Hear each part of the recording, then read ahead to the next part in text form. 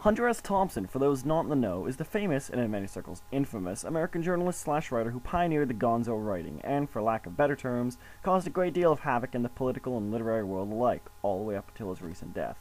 Most notable for his semi-autobiographical account, Fear and Loathing in Las Vegas, which I've also reviewed on my channel, he only ever wrote one true novel. This is it. The Rum Diary is one of Thompson's earliest works, and it seems to me that even in his early days he managed to create an engrossing and meaningful work. Apparently someone else thinks so too, because it is being made into a movie starring Johnny Depp, currently scheduled for 2010. The plot, while sparse and somewhat episodic, has a very lackadaisical tone that suits the setting well and accentuate the main themes of the book. More on that later, though. Set in the latter years of the 1950s, the story follows traveling journalist Paul Kemp in his trip, career, and following associations in San Juan, Puerto Rico, where he drinks away his days in search of a good life and good times. The story, like I said, is somewhat sparse, and while many things happen thereafter, the novel tends to focus more on Kemp's mood and thoughts rather than the situations that he finds himself in. That's not to say it shortchanges them, but the Rum Diary tends to follow the rules of the short story, and that economy and having all the elements of a story work towards a single purpose are the central push for Thompson here. So the events tend not to be the driving force of the narrative. Having said all this, though, does the story hold up? I think so. Remarkably, actually, in my opinion. It starts out a tad slow, and the reader does tend to lose track of the characters at first because they are bombarded by names and ranks, but through the course of the novel, the story did a great job of fleshing them each out and making you familiar with them, which is a remarkable thing considering the book itself is only 204 pages long. As well, the setting is described in loving detail, making the reader think that Thompson, or at the very least Kemp, has a love affair with location, that is, if the reader didn't know better. Overall, everything progresses at a nice pace, and the story transitions very pleasantly from a loving trip novel to an examination of loss and hopelessness, never missing a beat in between. The structure is much the same a reader would find in Fear and Loathing in Las Vegas, speaking of, though not quite as fractured.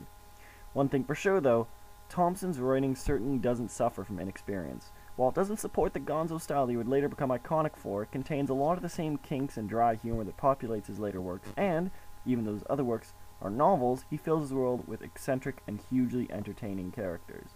His blend of first-person narrative and future nostalgic narrative really enraptures the reader within his writing. So anyone that may be hesitating picking up the novel based on their preconceived notions of possible immature writing being present need not worry.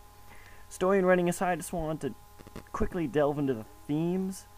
For anyone that's read Jack Kerouac's On the Road, the Rum Diary covers much of the same territory, though in my opinion with greater ease. For those that haven't read that book, I mean that it covers the Beat Generation and their trials. More specifically, it can be seen as a concluding piece to On the Road, or the Beat Generation, as it follows what happens when the children of the Beat Generation come of age and begin to grow into a world of responsibility that comes with age. The same secular journey that they're for something greater than themselves is present as it was in other Beat books. I personally find this generation, along with the following countercultural generation, fascinating, but your mileage may vary.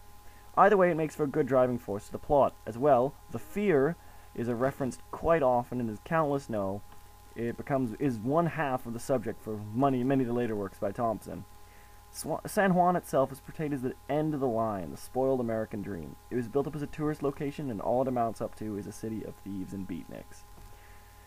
Anyway, I won't say any more because I highly suggest this book. It's another great work by one of America's greatest authors, and is short to boot, so it shouldn't take you so long. I apologize if this review comes off as somewhat masturbatory, but I can't really think of anything negative to say about the book. I suppose the end could have been slightly better, or a few more plot strands could have been explored a little more, but both are mild complaints that are easily overlooked considering how enjoyable the rest of the novel is. I'd highly advise it.